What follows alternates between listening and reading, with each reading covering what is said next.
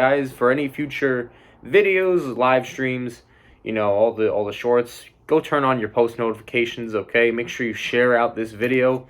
Help us out if you can, as we're almost down to the new year. And one of the New York Mets, one of the big questions coming in when David Stearns was hired was, what are they going to do with Pete Alonso? Now, it's been a pretty quiet offseason. The Mets haven't made a lot of minor signings. They made the trade yesterday. You can see that short I put out with Adrian Hauser and Taylor coming over from the Brewers.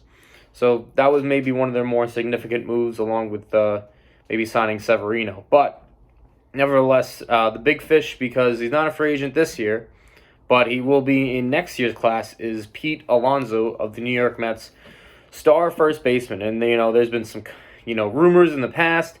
Really hasn't been too much noise going on. And there really hasn't, whether it's the contract extension or whether it's trade, really hasn't been any reports whether he's going to be moved or not, or whether he's going to be extended. Now, according to Tim Healy of the Newsday, he said that it's not clear whether the Mets plan on approaching Alonso for an extension this offseason. Now, that doesn't mean they can't sign him next year, because remember, they've done that in the past, whether it was Brandon Nimmo and Edwin Diaz, letting them be free agents, but still signing a long-term contract with them. And Alonso has been open that it is his desire to remain in New York for a long period of time. He loves the Mets fan base. He told the reporters in September that he loves playing in Citi Field. He thinks the fans are passionate, which we are. We are very passionate fans. And, again, nothing really, the trade market hasn't been there for him, and the extension talks haven't been there for him. So we're kind of in the waiting game and the spectacle of, what are they going to do? Because there's really no access out there. And, there are some rumors that in the trade deadline, which I didn't really buy or believe, that he could get traded. Two of the teams that really emerged, it seemed like, were the Milwaukee Brewers and the Chicago Cubs. Now, I could definitely say that, the Brewers with their trade yesterday with a little bit of a salary dump, I don't think they're going to be going after Pete Alonso, especially because they're going to be, if they're shedding payroll and they got to pay this man next year, well, then they're not going to fork up the money. Now, the Chicago Cubs were rumored in trades at the time as well, and there were some rumors that they'd want to give us Christopher Morel in a package, and I think that'd be a terrible, terrible idea. Not that Morel's a horrific player, but a guy that strikes out a lot. I believe he's a center fielder, if I'm not mistaken, but maybe he could play corner too. But nevertheless, I don't want Christopher Morel. Okay, I don't for Pete. Like, even in a 1-on-1, or if you trade Pete, I want your top prospects. That's the kind of thing I'm looking for, and the reason for that is because you look how prolific he is. This guy is a masher. He is a prolific, generational power hitter at the first base position. And, I'm not calling him a super duper star. He's not a Shohei Ohtani of that caliber player, right? He's not a Mookie Betts, that kind of caliber player. He's not a Ronald Acuna, but he's a prolific power hitter. Let's go through his seasons of what he's done in the majors. So 2019, and these are the offensive numbers, right? So 53 homers, 120 RBIs his rookie season. Set the single-season rookie record, 4 homers. He was Rookie of the Year that year. And, top 7 MVP voting, okay. He even batted .260. Not bad. Where he usually bats around somewhere between the .250 and .260 range, because he's not an average hitter, he's a bomb hitter. The 2020 season, he added 16 homers, but remember, that was the COVID year.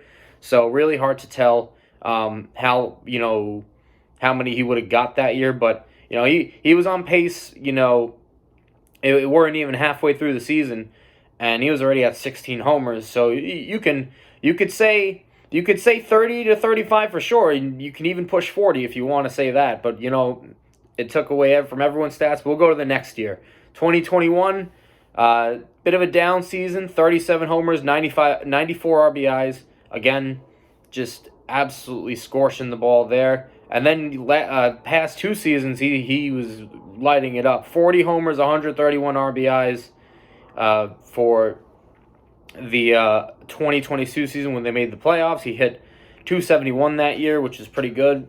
He had his OPS around 869, which again, that was the best he had since his rookie season.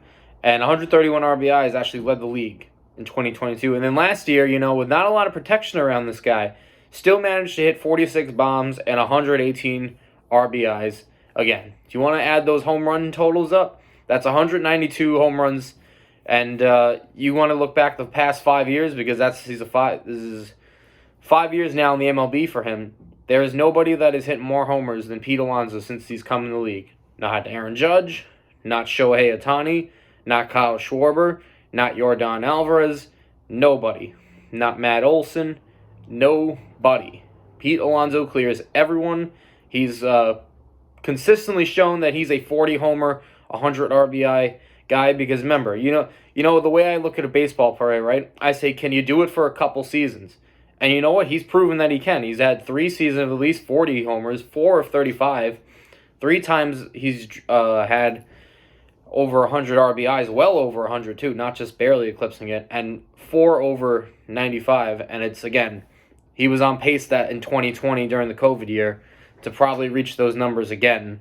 So, yet again, we see that he is a generational power hitter. Now, for a guy like that, it's, what could you expect his contract to be? Because, you look at the first base market, right, and you see what some of these other guys are making. Now, Matt Olson, right, he's making $168 million with a $21 million per average on his deal. Freddie Freeman for the Dodgers, when he signed his contract, he got a $162 million contract, right, 27 AAV for him. Paul Goldschmidt, other top first baseman in the game, he signed a $130 million contract at the time, 26 AAV. Now, Goldschmidt's actually going to be a free agent in 2025, so that is not a long-term contract. So if he has another good season or two, which he probably will, he might even break the first base market because those are really the top 3 guys, for your everyday first baseman of the money made. I also know, you got maybe Jose Abreu's contract and Anthony Rizzo, but Alonso, is way better than those players. And so, Pete Alonso, how much is he going to make? Is it going to break to over $200 million on the open market or with the Mets?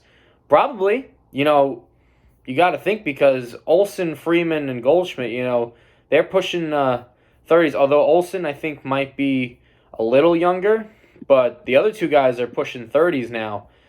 Pete is still, he's entering his prime. He's only had 5 seasons in the MLB, and he's not, he's not an age veteran. He's 29, but he's still in his prime. So you got a good 5, 6, 7 years out of him still, which again that could really be beneficial for the New York Mets.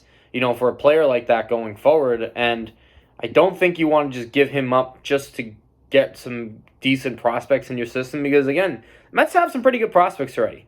Now I agree they need some more help on the pitching side of it when it comes to pitching prospects, and that would be definitely helped if they did sign Yoshinobu Yamamoto, who the top teams are, or the top baseball cities are pretty much fighting for him and trying to bid on him. So we'll see when that announcement, whether that comes in the next few days, whether it comes the week after Christmas. We'll see what happens there. But there's still been no word of where he's going to end up. And Pete, he's not just a power hitter. He's been solid in the field. Okay, he can hit for average. He's a decent average hitter, right? He's a solid player everywhere else, but he's a generational power hitter in this game. Not many guys are putting consistent numbers of 40 homers. That's why, in my best estimation, the New York Mets, I don't think they're going to get a signing done this offseason at all. I don't think that's the plan for David Stearns. Once we've seen Steve Cohen, like I said, with other free agents in the past, he likes to lock guys up at the very last possible second and see what they can prove.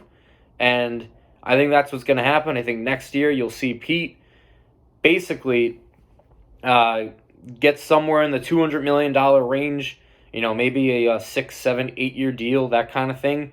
Ride him through his whole Mets career. You don't want him to walk for nothing, but also you want to make sure Mets fans are happy because everyone loves Pete, man. Nobody wants to see him go. So, with that being said, stay tuned for more Mets content, and we will see you in the next one.